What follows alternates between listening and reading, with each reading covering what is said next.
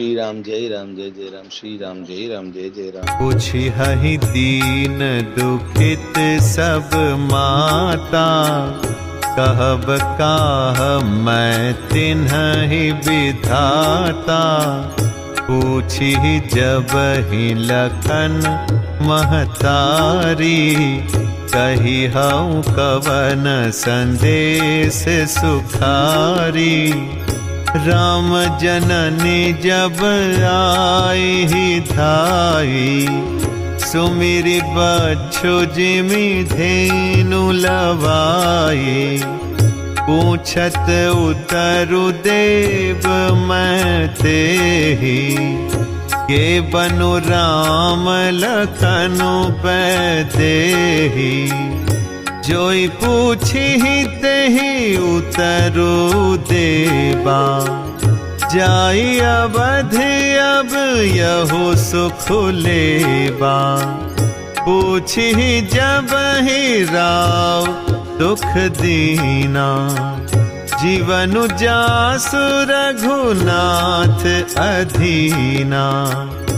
देहु उतरु कौन मुँह लाई, आयऊ कुशल कुंवर पहुँचाई।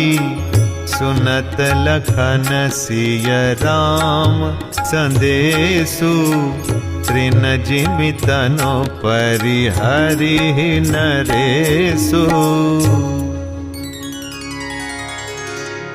हृदय न बिदरे पंकजिमि, बिछुरत प्रीतमु नीरु।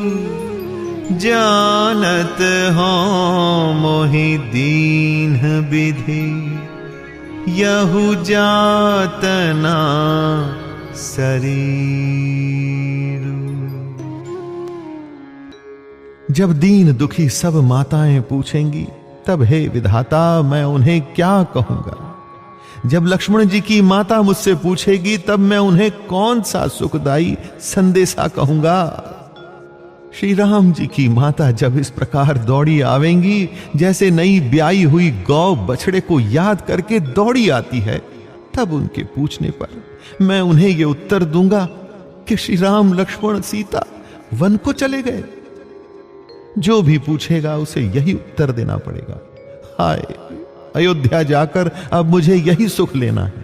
जब दुख से दीन महाराज, जिनका जीवन श्री रघुनाथ जी के दर्शन के ही अधीन है, मुझसे पूछेंगे, तब मैं कौन सा मुंह लेकर उन्हें उत्तर दूंगा कि मैं राजकुमारों को कुशल पूर्वक पहुंचा आया हूं।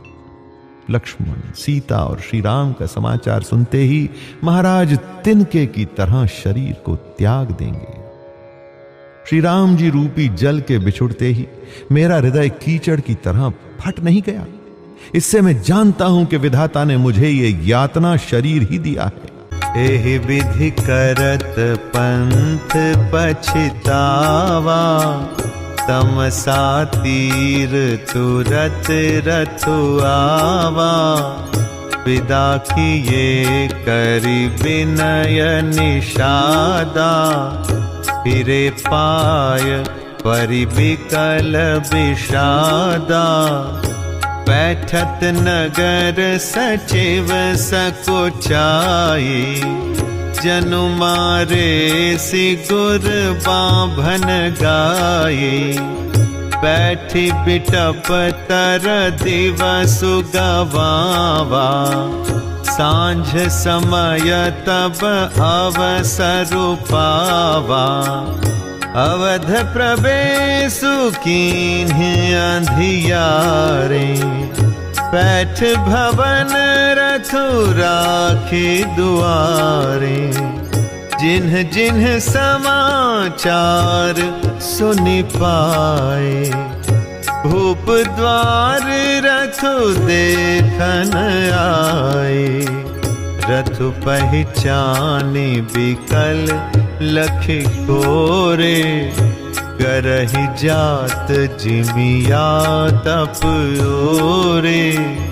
नगर नारी नर व्याकुल कैसे, निघटत नीर मीन गन जैसे। सचिव आगमनु सुनत सब विकल भयौ रनिवास।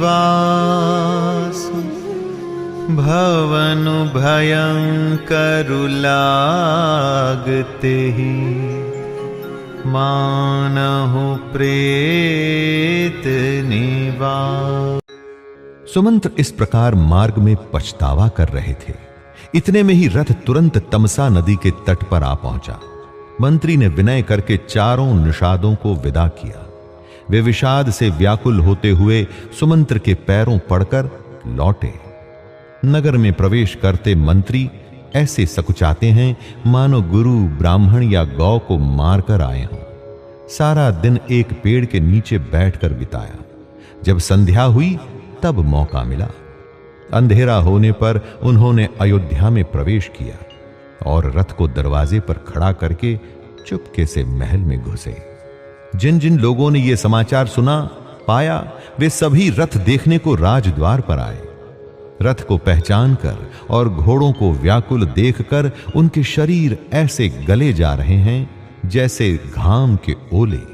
नगर के स्त्री पुरुष कैसे व्याकुल हैं, जैसे जल के घटने पर मछलियां व्याकुल होती हैं।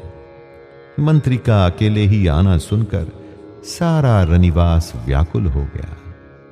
राजमहल उनको ऐसा भयानक लगा मानो प्रेतों का निवास स्थान हो। अति आरती सब पूछहि रानी, उतरु न आव विकल भई बानी। सुनई न श्रवण नयन नहीं सूझा, कहु कहाँ नृपुते ही ते ही बूझा।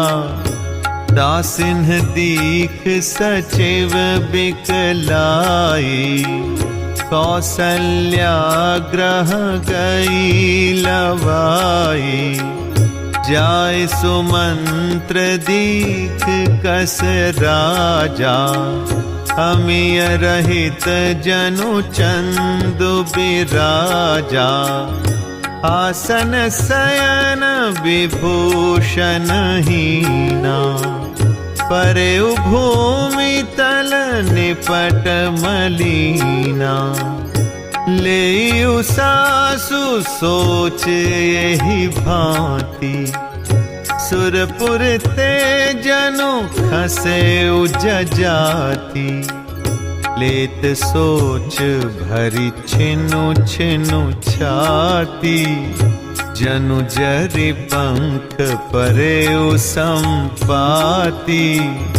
राम राम कह राम सनेही, पुनि कह राम लखन बदेही।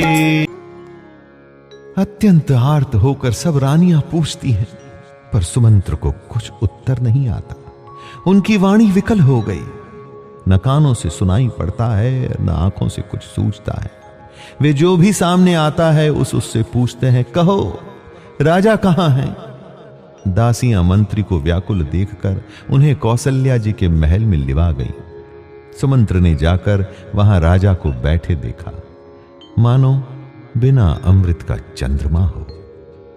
राजा आसन, शैया और आभूषणों से रहित बिल्कुल उदास पृथ्वी पर पड़े हुए हैं। वे लंबी सांसें लेकर इस प्रकार सोच करते हैं मानो राजा ययाति स्वर्ग से गिरकर सोच रहे हों। राजा क्षण क्षण में सोच से छाती भर लेते हैं। ऐसी विकल दशा है मानो गीधराज जटायु का भाई संपाति पंखों के जल जाने पर गिर पड़ा हो। राजा बार बार राम राम, हे स्नेही मेरे प्यारे राम कहते हैं। फिर हा राम, हा लक्ष्मण, हा जानकी ऐसा कहने लगते हैं।